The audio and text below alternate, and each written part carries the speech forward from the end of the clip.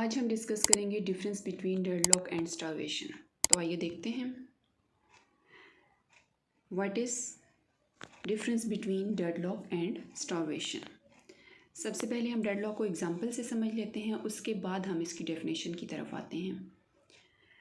अगर हमारे पास एक वन वे रोड है और उस पर दोनों डायरेक्शन से गाड़ियाँ आ जाएंगी तो वो आपस में स्टक हो जाएंगी, तो वहाँ पे डेडलॉक अकर करेगा।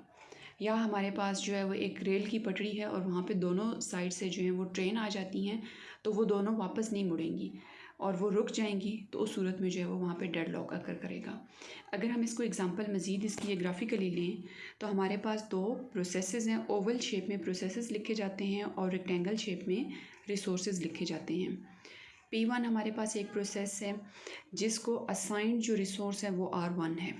R1 is assigned to process P1 and R2 resource जो है उसको P1 एक्सेस करना चाहता है, यानी P1 is waiting for resource R2।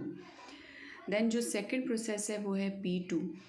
P2 को रिसोर्स R2 असाइंड है, लेकिन वो वेट कर रहा है R1 के लिए जिसको होल्ड किया हुआ है P1 ने। सो यहाँ पे हमारे पास जो ये सिचुएशन है, यहाँ पे साइकिल अकर कर रहा है। साइकिल यानी एरोज़ की सब एरोज़ की डायरेक्शन एक सिमत में है, जिसकी वजह से यहाँ पे डेडलॉक अकर करेगा।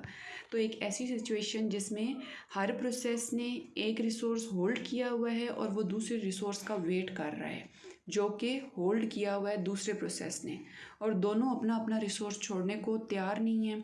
दोनों की ये कंडीशन है कि मैं अपना रिसोर्स तब रिलीज़ करूँगा जब दूसरा प्रोसेस भी मुझे अपना रिसोर्स दे देगा।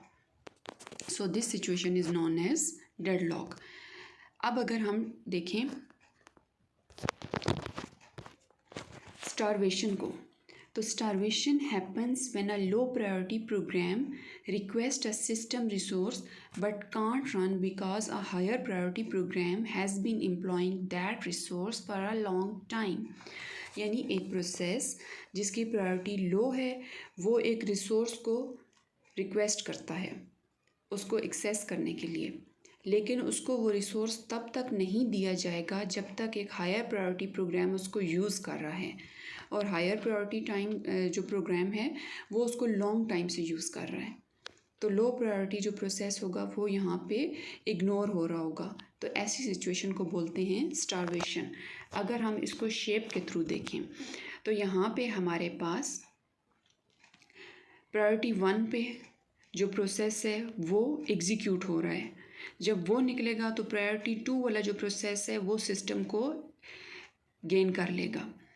इस दौरान जब P2 सिस्टम को रिलीज़ करेगा तो P1 आ जाएगा, यानी प्रायोरिटी 1 और प्रायोरिटी 2 प्रोसेसेस जो हैं ये आपस में जो है वो अपनी अपनी बारी पे एग्जीक्यूट होते रहेंगे, लेकिन जो लोअर प्रायोरिटी प्रोसेसेस हैं P3 और P4 वो मुसलसल इग्नोर होते रहेंगे। तो इस तरह की सिचुएशन को बोलते हैं starvation. Thanks for watching this video and don't forget to like, share and subscribe Tech and CS Department.